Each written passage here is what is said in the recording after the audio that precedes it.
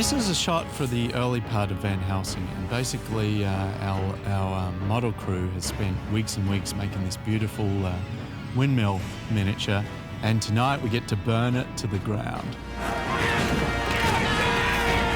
It's sort of an homage to the older monster movie, black and white monster movies, and we see Dr. Frankenstein dead and collapsed in his creation's arms at the top of this tower. I was directing a play, and I took a day off rehearsals and said, guys, I can't be with you on Friday. I have to go to Prague to do a scene on top of a burning windmill in the arms of the Frankenstein monster. I was never nervous because you have the, well, I was nervous. So at 3 o'clock in the morning, at -6, there I am, dead, in the arms of my creation, on top of this burning windmill.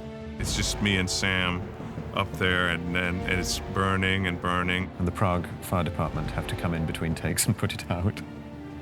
It was extraordinary. You know, it's a controlled fire. I mean, that's amazing that they're able to do that. And the effect is really amazing. And someone got on the horn and said, you know, okay, let's clear the actors! And I'm kind of swigging vodka to stop my feet from freezing. It was a very, very bizarre day. I heard Stephen and someone over there going, how many more times do you think we can do this before it? No, I'm kidding. A round of applause for Schuler and Sam, folks. How about that? I love iconographic shots where you sit there and a lot of times the audience doesn't even understand it, but older people, somehow it reminds them of their childhood. When a director says, this is what I want in my film, and when you read the script and start analysing how you do it, is say, okay, what is the best way to do this? Do we use computer graphics, or do we use miniature photography and practical effects, that sort of thing? Even though we're using a practical solution, not computer graphics, it's a very technically complicated thing. We have to build the windmill to collapse, we have to cut it in certain ways, we've got huge chain things to pull it down so it falls in just the right way. We've got flames going all over it, and we have to pipe it for flame so that we can then turn off the flame and reshoot if something goes wrong. So for all those reasons, it's very technically complicated. And then once we pull it down, well, what I want it to do is crash down into the ground and make a very pleasing thing, but it might topple over one way, or it might do something else crazy, or it might be so firm that it just stays up. Now, of course, we also sometimes, and we did in this case, pre-visualize it if we can. On a shot like this, we usually build at least 2 complete models, but we also include in that some pretty elaborate testing. The planning took some number of weeks, from building the platform, to figuring out how to shoot this against the night sky, which we did, the time of the day, to no moon, to no jets going through in the background, to the lights being in the right place, and all 3 cameras being in the right place. Snow coverage. It's snowing out here. Baking soda. Everyone has to stay behind the yellow line from this point. Maddie, go ahead and light the sails, please. Go cameras, start the sail.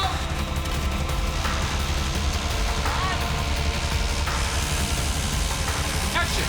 Burn it! Burn it down! Now.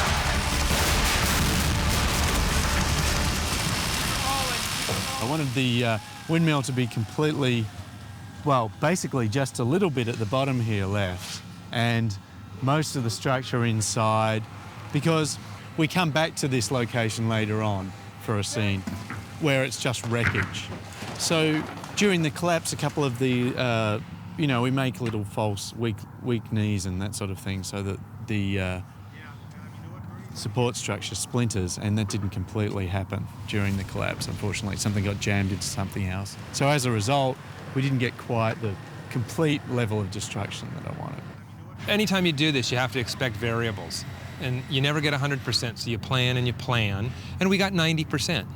We're going to try to finesse another 10% and make some great-looking next 5 shots at it for the sequence.